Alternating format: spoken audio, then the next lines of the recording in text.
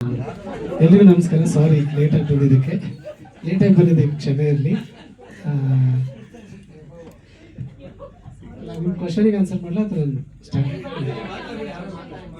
So boss ಸಿನಿಮಾಗೆ ನಾನು ಅದನ್ನೇ ಹೇಳ್ಬಿಡ್ತೀನಿ. ನನಗೆ ಹಾಡು ಬರಿಬೇಕಾದ್ರೆ ಏನು ಬ್ರೀಫ್ ಇತ್ತು ಅಂತ.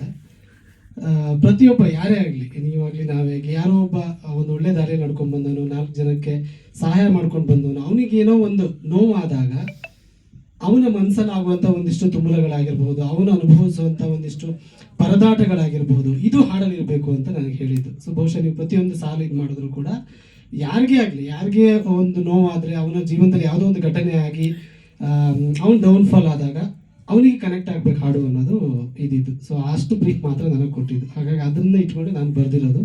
ಸೊ ನೀವು ಪ್ರತಿಯೊಂದು ಸಾಲುಗಳಲ್ಲೂ ಕೂಡ ಅದು ನಿಮಗೆ ಅನಿಸುತ್ತೆ.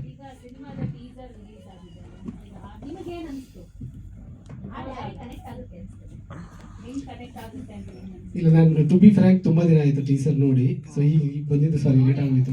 ಅಲ್ಲ, ನೋಡಿದ್ದೀನಿ ನಾನು, ಬಟ್ ತುಂಬ ದಿನ ಆಯ್ತು ನೋಡಿ ನಾನು.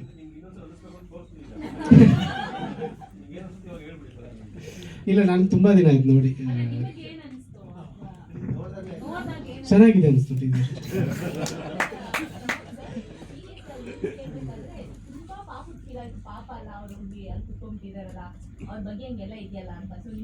ಅದ್ರ ಲಿರಿಕ್ಸ್ ಚೆನ್ನಾಗಿ ಬರ್ತಿದ್ದೀನಿ ಅಂತ ಹೇಳ್ತಿದ್ರೆ. ಅಲ್ಲ, ಅದು ಇಂಟೆನ್ಷನ್ ಇದ್ದಿದೆ. ಅದು ಈಗ ಯಾರಿಗೇ ಆಗಲಿ, ನನಗೆ ಆಗಲಿ, ನಿಮಗೆ ಯಾರಿಗೇ ಆಗಲಿ ಒಂದು ನೋವು ಆದಾಗ ಅವರಿಗೆ ಅದು ಹಾಡು ಕೇಳಿದ್ರೆ ಕನೆಕ್ಟ್ ಆಗಬೇಕು ಅಂತ.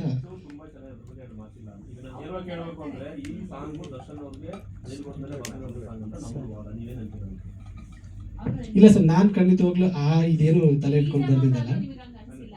ನಾನು ಹೇಳಿದ್ನಲ್ಲ, ಟೀಸರ್ ನೋಡಿ ತುಂಬ ದಿನ ಆಯ್ತು. ಇಲ್ಲ, ಒಂದು ಸ್ವಲ್ಪ ಕೆಲವೊಂದು ಈಗ ಥ್ರಿಲ್ಲರ್, ಏನೋ ಒಂದು ಕ್ರೈಮ್ ಅಂದಾಗ ಒಂದಿಷ್ಟು ಕನೆಕ್ಟ್ ಆಗುತ್ತಲ್ಲ, ಆ ಥರ ಒಂದು ಸ್ವಲ್ಪ ಕನೆಕ್ಟ್ ಆಯಿತು ಅನಿಸಿದೆ ಮೇಡಮ್. ಅಲ್ಲ, ನೋಡಿದ್ದೀನಿ, ಅದೇ ನಾನು ಹೇಳಿದ್ರೆ ಅನಿಸಿದೆ. ಬಟ್ ಡೈರೆಕ್ಟ್ ಕ್ಲಾರಿಟಿ ಕೊಡ್ತಾ ಇರಲಿಲ್ಲ, ಅದಕ್ಕೂ ಸಂಬಂಧ ಇಲ್ಲ. ಯಾಕಂದ್ರೆ ನಾನು ಸಿನಿಮಾ ನೋಡಿಲ್ಲ, ಹಂಗಾಗಿ ನಾನು ಅದನ್ನ ಹೇಳೋದು ತಪ್ಪಾಗುತ್ತೆ.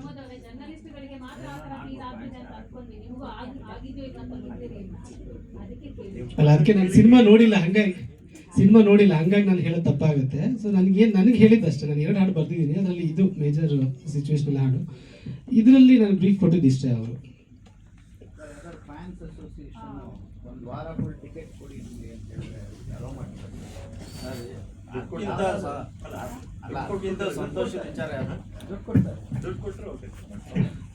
ಅದಕ್ಕಿಂತ ಸಂತೋಷದ ವಿಚಾರ ಏನು ಸರ್? ಸಿನಿಮಾ ನೋಡ್ತೀವಿ ಅಂದರೆ